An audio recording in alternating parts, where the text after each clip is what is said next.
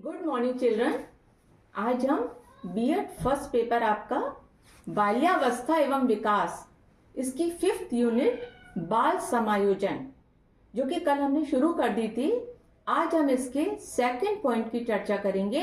कल हमने आपको बताया था समायोजन क्या होता है, बाल समायोजन किसे कहते हैं, समायोजन कितने प्रकार का होता है इत्यादि के बारे में कल हमने चर्चा करी थी। इसी के संदर्भ में आज हम आगे बढ़ते हैं और आगे की बात करते हैं कि माल समायोजन जिसे हम कह सकते हैं कुसमायोजन, इसके क्या कारण और क्या निवारण होते हैं। बालकों में कुसमायोजन के कारण और निवारण, इसकी आज हम आपके सामने चर्चा करने जा रहे हैं। अब अगर हम बात करें कि जो बच्चे उचित प्रकार से समायोजित नहीं हो पा रहे हैं समाज में, अपने आसपास के वातावरण में, इसके पीछे क्या कारण है, तो मनोवैज्ञानिकों ने इसके कुछ प्रमुख कारण दिए हैं जो कि इस प्रकार से हैं। इसमें पहला कारण है शारीरिक बनावट। अगर बच्चे की शारीरिक बनावट अन्य बच्चों की तुलना में थोड़ी सी अलग है तो अन्य बच्चों के समक्ष हंसी का पात्र बन जाता है और यहीं से उसका कुसमायोजन प्रारंभ हो जाता है। और इसमें क्या होता है कि उसके अंदर हीन भावना घर कर जाती है। तो यहां पर ये था बच्चे की शारीरिक बनावट। दूसरा पॉइंट आता है माता पिता का व्यवहार। अगर माता पिता का व्यवहार बच्चे के प्रति अच्छा नहीं है या जिसे हम कह सकते हैं प्रतिकूल व्यवहार है, तो यहां पर भी बच्चा कुसमायोजन का शिकार हो जाता है। जहां पर कि उसको लगता है कि उसके माता पिता उसे प्रॉपर सुरक्षा नहीं दे रहे हैं, प्रॉपर स्नेह नहीं दे रहे हैं, तो यहां पर कुसमायोजन एक बहुत बड़ा कारण बन जाता है। इसी में नेक्स्ट आता है गरीबी, पॉवर्टी। गरीबी भी कुसमायोजन का एक महत्वपूर्ण फैक्टर है। कुंठा क्या होता है, कुंठा को हम कहते हैं फ्रस्ट्रेशन। जब बालकों की आवश्यकताओं की पूर्ति नहीं होती है तब वो समाज में कुसमायोजित होने लगते हैं। नेक्स्ट आता है धार्मिक भावनाएं। अब प्रत्येक बालक उसके परिवार में किसी ना किसी धर्म का पालन किया जा रहा है। कई बार ऐसा होता है कि बच्चे, कई बार माता पिता उनसे जैसा कहते हैं वो करते चले जाते हैं और उनको समझ में नहीं आता कि वो ऐसा क्यों कर रहे हैं।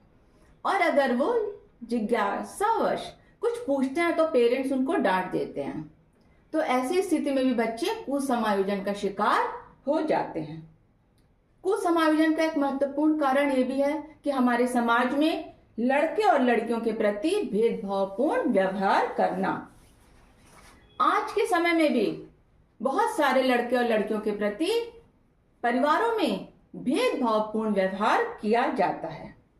कई बार घरों में मनोरंजन के साधनों का अभाव होने से भी बच्चे कुसमायोजन का शिकार हो जाते हैं। अब यहां तो हमने देखा कि कुसमायोजन के कारण क्या हैं। बड़े सिंपल से कारण थे कुसमायोजन के। परिवार का आर्थिक स्तर अच्छा नहीं है, गरीबी है, मनोरंजन के साधन नहीं है, माता पिता द्वारा उनको तिरस्कार मिल रहा है, सुरक्षा नहीं मिल रही है, लड़के लड़कियों में भेद किया जा रहा है, शारीरिक बनावट अच्छी नहीं है। ये बहुत सारे कारण हैं।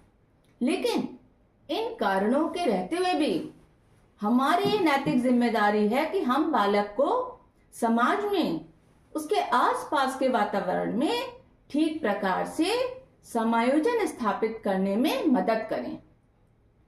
अब अगर हमें मदद करनी है तो हमें कारण तो पता चल गए, अब हमें देखना है कि इनके निवारण के क्या उपाय हैं। तो निवारण की बात करें तो इसमें सबसे पहला, सबसे जरूरी है कि माता पिता और शिक्षकों का व्यवहार बच्चे के प्रति स्नेहपूर्ण होना चाहिए और सहानुभूतिपूर्ण होना चाहिए। नेक्स्ट, घर और परिवार के वातावरण में बच्चे को अपनत्व मिलना चाहिए और सुरक्षा मिलनी चाहिए।